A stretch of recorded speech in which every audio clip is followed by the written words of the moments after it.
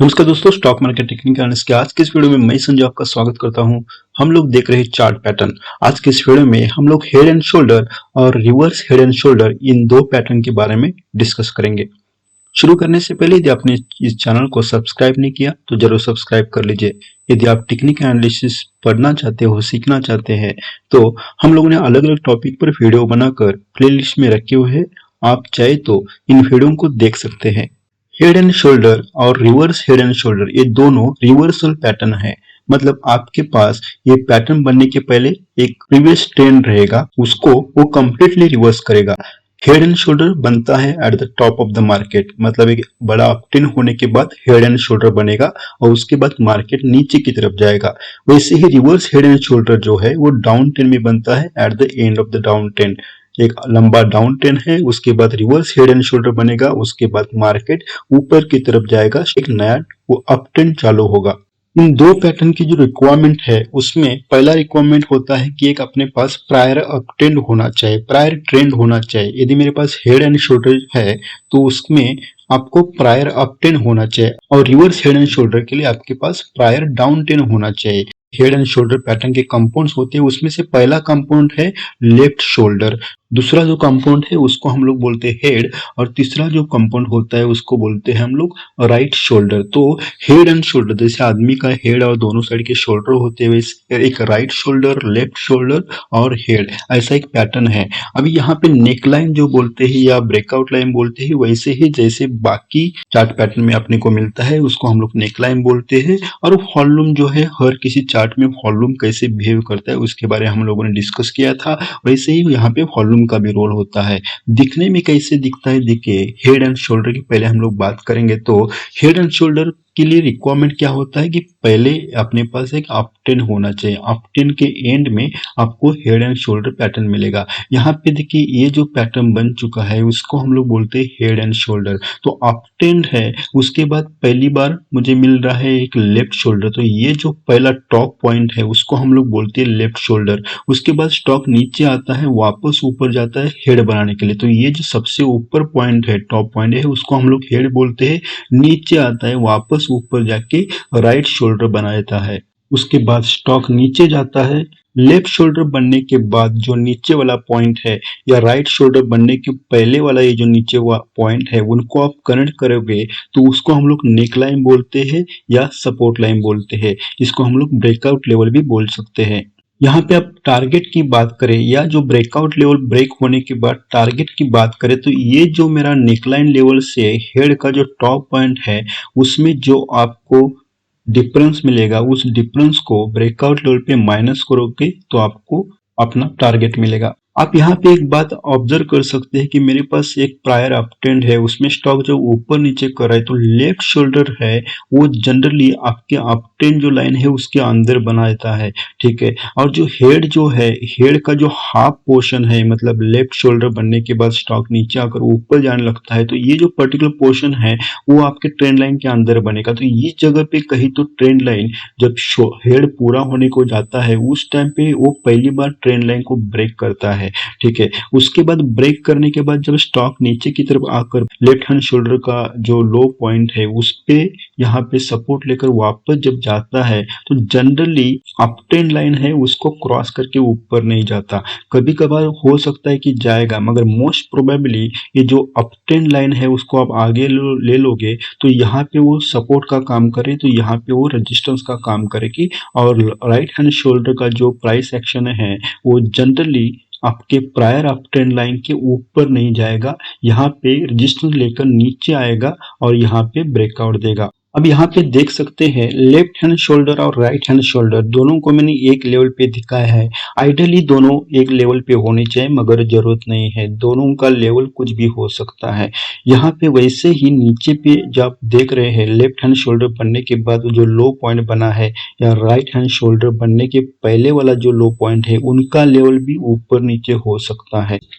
भी समझ लीजिए कि जब हेड पूरा हो रहा है उस टाइम पे वो इतना लेवल पे तक नहीं आता, इतने नीचे लेवल तक नहीं आता। समझ लीजिए कि यहाँ पे आके वापस ऊपर जाता है राइट शोल्डर बढ़ाने के लिए। तो ऐसे टाइम पे मेरा नेक लाइन जो है वो ऐसा रहेगा, देखिए इंक्लाइन रहेगा। ठीक है। तो यहाँ पे आप देख सकते हैं जब मेरा नेकलाइन इंक्लाइन है, इसका मतलब ही ये है कि यहाँ पे सीलिंग प्रेशर ज़्यादा नहीं है जितना यहाँ पे है। इसीलिए जब अपने को ऐसा इंक्लाइन जब नेकलाइन मिलता है तो कहा जाता है कि जो बेरिशनेस है यहाँ पे पैटर्न कंफर्म होने के बाद जो बेरिशनेस है वो इतना ज़्यादा नहीं होता। वैसे ही जब ये जो हेड जो पैटर्न बनता है उस टाइम पे यदि हेड पैटर्न का लो पॉइंट है, ये प्रीवियस लो पॉइंट के नीचे आता है समझ लीजिए, तो ये नेकलाइन जो है ये डिक्लाइन बनेगा। देखिए नेकलाइन जो है ऐसा बनेगा और ऐसे टाइम पे हम लोग बोल सकते हैं कि यहाँ पे सेलर लोग ज्यादा एक्टिव है, इसलिए हेड जो है वो बनने के लिए, हेड का जो लोएस्ट पॉइंट है बनने के लिए वो बहुत ज्यादा नीचे आया। इसीलिए हम लोग बोल सकते हैं कि ये जो पैटर्न बनेगा कंफर्म होने के बाद हेड एंड शोल्डर पैटर्न बनेगा वो ज्यादा बेरिश होगा। तो इन केस यदि नेकलाइन जो है वो इंक्लाइन है तो जो बेरिशनेस आएगा आगे पैटर्न कंफर्म होने के बाद वो इतना ज्यादा स्ट्रांग नहीं रहेगा। मगर जब नेकलाइन डिक्लाइन रहेगा, नीचे की तरफ रहेगा, उस टाइम पे जो आने वाला बेरिशनेस है वो शार्प हो सकता है, ज्यादा हो सकता है। वॉल्यूम की बात करें तो आइडियली देखिए जब मेरा स्टॉक ऊपर की तरफ जा रहा है तो वॉल्यूम बढ़ते जाता है। मगर यहाँ पे आप देखेंगे तो ये जो हेड बनता है, हेड बनने के टाइम पे वॉल्यूम जनरली फॉल होता है क्योंकि वो जो अप ट्रेंड है उसमें आपको वीकनेस दिखने को मिलता है। जो सेलर लोग है वो थोड़ा सा एक्टिव होने लगते हैं, बायर लोगों का क्वांटिटी जो है या बाइंग वॉल्यूम जो है वो कम होने लगता है। जब हेड और राइट हैंड शोल्डर बनता है उस टाइम पे आप देखेंगे तो वॉल्यूम जो होता है वो वॉल्यूम जनरली कम होते जाता है और जब यहाँ ब्रेकआउट होता है उस टाइम पे वॉल्यूम जो होता है बहुत ज्यादा होता है। ब्रेकआउट होते समय वॉल्यूम आइडियली ज्यादा होनी चाहिए मगर जरूरी नहीं, क्योंकि जब भी मेरा अपटेन जो है इस जगह पे ब्रेक होता है उसके बाद वॉल्यूम कितना भी हो, वॉल्यूम ज्यादा हो या वॉल्यूम कम हो, इसके बाद आपको स्टॉक में वापस एंट्री नहीं मारना है, क्योंकि लॉन्ग अपट्रेंड जब ब्रेक होता है उसके बाद स्टॉक वापस ऊपर जाकर अपट्रेंड में कंटिन्यू होने के चांसेस बहुत कम होते हैं। आइडियली आप देखेंगे तो इस जगह पे जब ब्रेकआउट होता है नेकलाइन का उस टाइम पे वॉल्यूम ज्यादा होनी चाहिए, मगर जैसे हम लोगों ने डबल टॉप में देखा वैसे ही कभी कभी आपको ऑब्जर्व होगा कि जब नेकलाइन पे ब्रेकआउट होता है उस टाइम पे वॉल्यूम कम है मगर फिर भी स्टॉक नीचे जाते रहता है। तो ऐसे टाइम पे आपको वॉल्यूम कम है इसलिए स्टॉक वापस ऊपर जाएगा, ये सोचना गलत होगा। इम्पोर्टेंट बात यह है कि head and shoulder daily chart, weekly chart या मंथली चार्ट में जब मिलता है तो आपको स्टॉक से दूर रहना है। हेड एंड शोल्डर पैटर्न बनते समय पहली वार्निंग साइन तभी मिलती है जब हेड बनते समय हेड का जो सेकंड पार्ट है वो पहली बार आपके अपटेन लाइन है उसको ब्रेक करता है। वो आपके लिए पहली बार वार्निंग देता है कि शायद ये जो ट्रेंड है वो रिवर्स होने लगा है। इसमें आप यदि मूविंग एवरेज को यूज करेंगे तो आपको समझ में आएगा कि यहाँ पे कहीं तो आपको डेथ क्रॉस मिलेगा, मतलब 50 का एसएमए लाइन 200 का एसएमए लाइन को ऊपर से नीचे की तरफ क्रॉस करते हुए नजर आएगा। यहाँ पे आपको यदि ट्रेडिंग करना है, यहाँ पे आपको स्टॉक में एंट्री मारना है, शॉर्ट करना है तो कैसे मारेंगे। यहाँ पे देखिए जब भी ब्रेकआउट होता है, ब्रेक डाउन होता है हम लोग बोलेंगे, तो ब्रेक डाउन जब नेकलाइन के नीचे होता है तो प्राइस जो है वो क्लोज होनी चाहिए नेकलाइन के नीचे और वो भी हाई वॉल्यूम से। उसके बाद आप स्टॉक को शॉर्ट कर सकते हैं। स्टॉप लॉस जो है वो ब्रेकआउट लेवल के ऊपर वाले किसी प्राइस पे आपको लगाना है। जैसे हम लोगों ने हेड एंड शोल्डर पैटर्न देखा वैसे ही उसका रिवर्स होता है, reverse head and shoulder. Head and shoulder pattern at the top of the up ten मिलता है तो reverse head and shoulder at the bottom of the down ten मिलेगा। उसके बाद जो डाउन टेन है वो अप टेन की तरफ मुड़ेगा।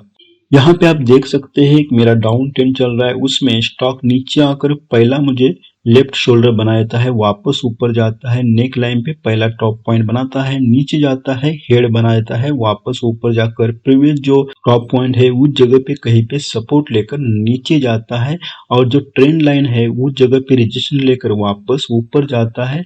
ये जो पहला टॉप पॉइंट है और दूसरा टॉप पॉइंट है उसको आप कनेक्ट करोगे तो नेक लाइन बनेगी या ब्रेकआउट लेवल बनेगी, उसको हम लोग सपोर्ट लाइन भी बोल सकते हैं।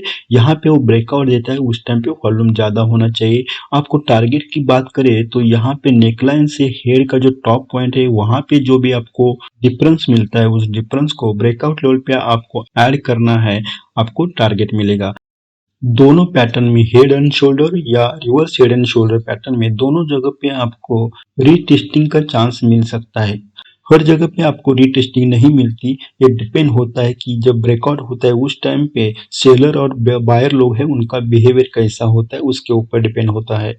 जैसे हम लोगों ने हेड एंड शोल्डर में डिस्कस किया, वैसे ही यहाँ पे आप देखेंगे पहला जो लेफ्ट शोल्डर बनने के बाद वापस जब स्टॉक हेड बना देता है उस टाइम पे पहली बार यहाँ पे वो डाउन ट्रेंड जो लाइन है उसको ब्रेक करता है और पहला कंफर्मेशन देता है या वार्निंग देता है कि जो डाउन ट्रेंड है वो खत्म होने को आया है। उसके बाद वापस जब राइट हैंड शोल्डर बनाने के लिए आता है तो वो नीचे की तरफ आता है, मगर ये जो डाउन ट्रेंड लाइन है उसको मोस्टली वो रेजिस्टेंस लेगा, उसका सपोर्ट लेगा और उसके बाद वो यहाँ पे ब्रेकआउट देगा। जनरली ब्रेकआउट देते समय वॉल्यूम बहुत ज्यादा होना चाहिए। आपको स्टॉक में एंट्री मारना है तो ब्रेकआउट होने के बाद ही स्टॉक में एंट्री मारना है, वो भी हाई वॉल्यूम के साथ। तो यहाँ पे जब क्लोजिंग बेसिस पे ब्रेकआउट होगा उस टाइम पे आप स्टॉक में एंट्री मार सकते हो। आपको जो स्टॉप लॉस है वो नेकलाइन के नीचे किसी प्राइस पे रखना है। अभी यहाँ पे वॉल्यूम की बात करें तो जनरली यहाँ इस लेवल तक आपको जब तक लेफ्ट हैंड शोल्डर बनता है उस टाइम तक आपको डाउन ट्रेंड में वॉल्यूम ज्यादा मिलेगा, मगर उसके बाद ये जो हेड बन जाता है उस टाइम पे वॉल्यूम कम मिलेगा, सेलिंग वॉल्यूम कम होगा। आपको एक इंडिकेशन मिलेगा, वार्निंग मिलेगा कि स्टॉक वापस नीचे जाने के चांसेस कम हो रहे हैं, क्योंकि सेलर लोग ज्यादा एक्टिव नहीं हो रहे, अभी सेलर लोग फेडअप हो चुके हैं। उसके बाद यहाँ पे आप देखेंगे तो यहाँ पे वॉल्यूम आपको बढ़ते हुए नजर आ सकता है। आप चार्ट में देखेंगे तो जब भी एक कोई भी बड़ा लॉन्ग डाउन ट्रेंड होता है उसमें आपको जब हेड एंड शोल्डर बनता है तो ये जो सेकंड पार्ट है और राइट शोल्डर है उस जगह पे आपको वॉल्यूम बढ़ते हुए नजर आएगा, और जब ब्रेकआउट होता है तो वॉल्यूम बहुत ज्यादा होता है। ये जो चार्ट पैटर्न है उसके फॉर्मेशन के लिए बहुत टाइम लगता है, इसलिए जब तक ब्रेकआउट नहीं होता तब तक आपको इस स्टॉक से बाहर ही रहना है। इवन ये तो डाउन ट्रेंड लाइन है, ब्रेक हुआ है ये सोचकर आप भी एंट्री मारते हो तो भी कभी कभी होता है कि डाउन ट्रेंड लाइन ब्रेक होने के बाद भी स्टॉक कंसोलिडेशन में जाता है। इसलिए जब भी आपको ऐसा कुछ पैटर्न मिलता है हेड एंड शोल्डर तो उस टाइम पे केवल डाउन ट्रेंड को ब्रेक किया है इसलिए आप इसमें एंट्री मारोगे तो आप ज्यादा टाइम के लिए फंस सकते हो। मतलब यहाँ पे जब ब्रेकआउट दिया है डाउन ट्रेंड लाइन को पहली बार तो यहाँ पे किसी जगह पे आप एंट्री मारते हो तो इस उसके बाद हो सकता है कि स्टॉक जो है इसी लेवल पे ऊपर नीचे करे और कंसोलिडेशन में जाता है। इस कंसोलिडेशन जो होता है वो लॉन्ग टर्म के लिए होता है, एक 6 महीने 7 महीने के लिए स्टॉक उसी लेवल पे ऊपर नीचे करते रह सकता है। और इसीलिए जब तक आपको हेड एंड शोल्डर का नेकलाइन का जब तक ब्रेक नहीं मिलता, ब्रेकआउट नहीं मिलता, तब तक आपको उस स्टॉक में एंट्री मारना अवॉइड करना चाहिए। हेड एंड शोल्डर या रिवर्स हेड एंड शोल्डर में आपको बताना चाहूंगा कि राइट शोल्डर जब पूरा होने को आता है तो ये जो मोमेंट है उस स्टॉक का बहुत ज्यादा स्ट्रांगली होने के चांसेस होते हैं, क्योंकि इस जगह पे आप देखेंगे तो यहाँ पे जब स्टॉक नीचे आता है वापस ऊपर जाता है तो यहाँ बायर लोग ट्राई कोशिश करते हैं स्टॉक को ऊपर लेके जाने की, मगर यहाँ से वापस सेलर लोग एक्टिव के यहाँ पे लेके आते हैं। इस जगह पे आप देखेंगे तो बायर लोग एक्टिव होते हैं, कोशिश करते हैं वापस जो हेड है उसके ऊपर जाने की, मगर फेल होते हैं। और उस टाइम पे सेलर लोग बहुत ज्यादा एक्टिव होते हैं और इसीलिए इस स्टॉक को ज्यादा स्पीड से नीचे लाके रख देते हैं। और इसीलिए ये जो पर्टिकुलर पोर्शन है इसमें आपको स्टॉक के प्राइस में हाई स्पीड से डाउनफॉल मिलने के चांसेस है। वैसे ही इस जगह पे आप देखेंगे तो ये जो मूवमेंट है स्टॉक का, वो स्टॉक का मूवमेंट बहुत ज्यादा स्पीड से होने का चांसेस होता है, क्योंकि इस जगह पे सेलर लोग फेडअप होते हैं उसके बाद बायर लोग एक्टिव होते हैं और स्टॉक को हाई स्पीड से ऊपर लेने में कामयाब हो जाते हैं। तो इस जगह पे अपने को एक अच्छी खासी मोमेंट मिलेगी स्टॉक में, इस जगह पे भी नीचे की तरफ एक अच्छी मूवमेंट मिलेगी, गैप अप गैप डाउन भी हो सकता है या एक बड़ी कैंडल भी बन सकते हैं यहाँ पे। तो हम लोग एग्जाम्पल देखते हैं। देखिए पहला हेड एंड शोल्डर पैटर्न मैंने आपको दिखा है, मेरे पास एक अप ट्रेंड है, यहाँ पे लेफ्ट शोल्डर बना, स्टॉक नीचे आया, ऊपर गया, हेड बना, हेड बनने के बाद नीचे आकर यहाँ पे उसने मुझे नेकलाइन दिया, वापस गया ऊपर, राइट हैंड शोल्डर बना दिया, ऊपर नीचे आया, वापस यहाँ पे देखिए ऊपर जाकर यहाँ पे ब्रेक डाउन दिया। ठीक है, तो यहाँ पे मुझे थोड़ा सा जो है राइट हैंड शोल्डर बनाने के बाद वापस स्टॉक यहाँ पे ब्रेकआउट नहीं दिया, वापस ऊपर जाकर वापस नीचे आया।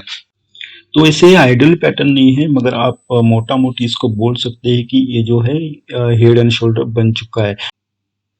यहाँ पे देखिए दूसरा एक चार्ट है मेरे पास, हाफ ट्रेंड है, डेली चार्ट है। यहाँ पे लेफ्ट हैंड शोल्डर बना, स्टॉक नीचे की तरफ आया, हेड बनाया, वापस गया ऊपर, राइट हैंड शोल्डर बनाया और नीचे की तरफ आकर यहाँ पे मुझे नेकलाइन मिला। यहाँ पे अभी तक राइट हैंड शोल्डर ने ब्रेकआउट नहीं दिया।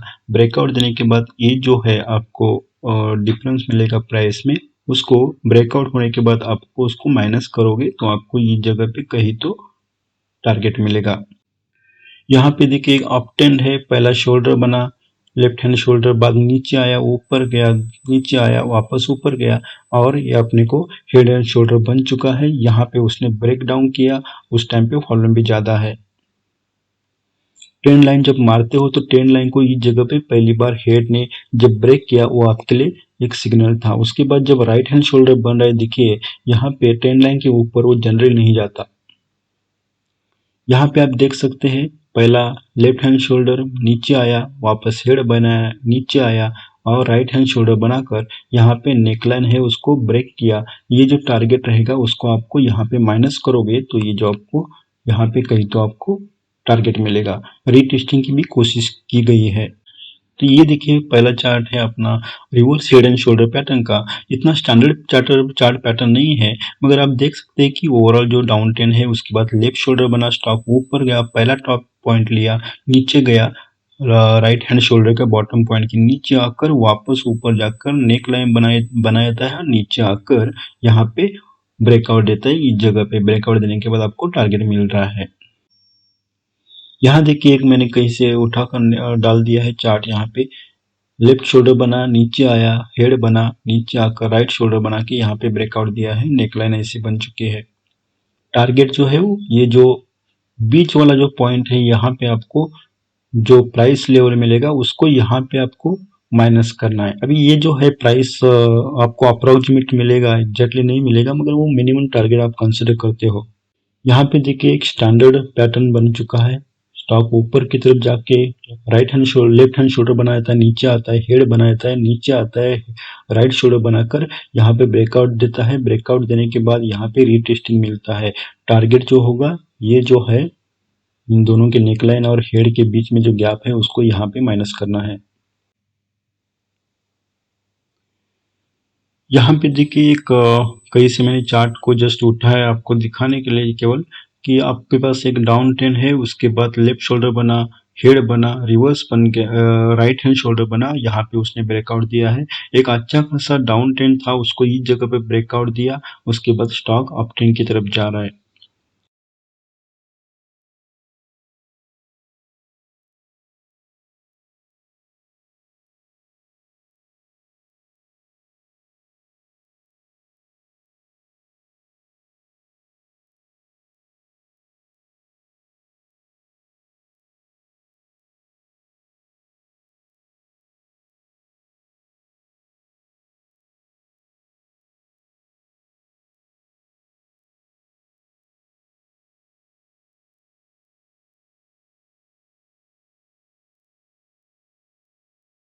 तो आज के इस वीडियो में इतना ही, और आपको यही बताना था कि जो हेड एंड शोल्डर पैटर्न है वो आपको एक डेली चार्ट, वीकली चार्ट और मंथली चार्ट में जब मिलते हैं तो उस स्टॉक में एंट्री मारना है। जब आपके पास reverse head and shoulder pattern मिलता है उस टाइम पे आपको उस स्टॉक में लॉन्ग टर्म की सोच कर आपको एंट्री मारना है। शॉर्ट टर्म के लिए आपको ट्रेड करने की जरूरत नहीं, क्योंकि ऐसे स्टॉक एक बड़ा डाउन ट्रेंड जो है उसको ब्रेक करके जब जाते हैं ऊपर की तरफ, वो उनका मोमेंट, जो मोमेंटम होता है, प्राइस मोमेंटम बहुत स्ट्रांग रहता है। और इसलिए रिवर्स हेड एंड शोल्डर आपको जब मिलता है उस टाइम पे आप उसको स्टॉक में लॉन्ग टर्म के लिए जाना चाहिए। वैसे ही आपको जब हेड एंड शोल्डर पैटर्न मिलता है तो उस स्टॉक में आपको बाइंग साइड पे जाना ही नहीं है। तो आज की इस वीडियो में इतना ही। आई होप कि आपको ये पैटर्न जो है वो समझ में आया होगा। आपको यदि कुछ क्वेरीज है तो आप कमेंट करके बता सकते हैं। यदि आपने इस चैनल को सब्सक्राइब नहीं किया तो जरूर सब्सक्राइब कर लीजिए। Thank you so much for joining me.